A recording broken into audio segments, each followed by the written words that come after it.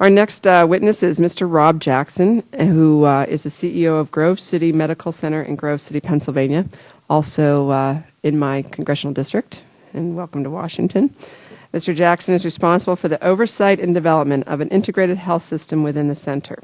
The Grove City Medical Center currently is licensed to operate 95 acute care beds and 20 skilled nursing beds.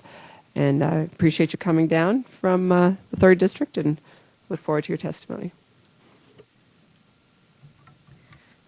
Good morning. I am Robert Jackson. I am the Chief Executive Officer of Grove City Health System. And Grove City Health System is composed of Grove City Medical Center, which is a 95-bed community hospital, Wolf Creek Medical Associates, which is a multi-specialty physician group practice, and a charitable foundation called Grove City Health System Foundation.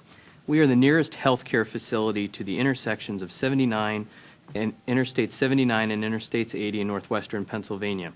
From a geographical perspective, we are 1 hour due north of Pittsburgh and 1 hour and 15 minutes due south of Erie. Our hospital serves a primary service area of 55,000 people, containing the communities of Grove City, Mercer, and Slippery Rock, Pennsylvania. About 100 physicians have privileges at our hospital, with 35 of them considered to be active members of the medical staff. In order to provide a framework to analyze my testimony, I need to explain where we are as far as our journey towards an electronic medical record. Our health system has spent close to $2 million in software, hardware, and training costs to accomplish an integrated system among our facility and our medical staff. I would like to explain briefly some of the pros and cons that we see related to the adoption of electronic medical records in the semi-rural and smaller provider environment. Not everything is made better with automation. However, EMRs offer physician offices the opportunity to streamline office procedures and share information among staff members in an incredibly efficient manner. Use of an EMR brings a higher level of patient safety and regulatory compliance to a practice. For example, with its ability to review a drug through volumes of information to identify any potential pharmaceutical interactions or other allergies that the patient may have, the patient and the physician can have greater confidence in the prescribing of that pharmaceutical for their condition. The documentation capture with an EMR is more detailed and provides an easily searchable repository of information and patient history at the physician's fingertips. Hospitals and physicians have begun sharing information electronically at the local level, but what is astounding to consider is the potential of the information that can be exchanged and how it can improve the health of our nation. However, there is not to say there is not a downside. The introduction of EMRs to the hospital and physician practice environment adds cost to patient care. Private practice office is potentially looking at $50,000 for initial investment in hardware and software. Group practices in the neighborhood of $200,000. And as I had mentioned, the hospital and its affiliates have spent close to $2 million. This is just to get started. It does then also require monthly maintenance and service contracts, which again adds cost without additional revenue. The initial implementation of an EMR has the potential to reduce the throughput of a practice up to 50% in some cases. Considerations need to be made for those staff that may not be able to learn how to use the EMR or may choose not to. The use of an EMR also affects the sacred relationship between the physician and the patient.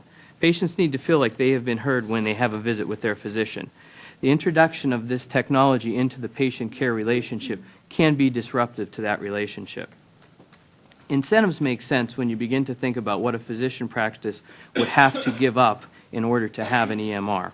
As physician practices grow in the number of providers they employ, the use of an EMR increases efficiency and makes it a worthwhile endeavor. However, as a 1 or 2 physician practice, you would think long and hard before making this decision.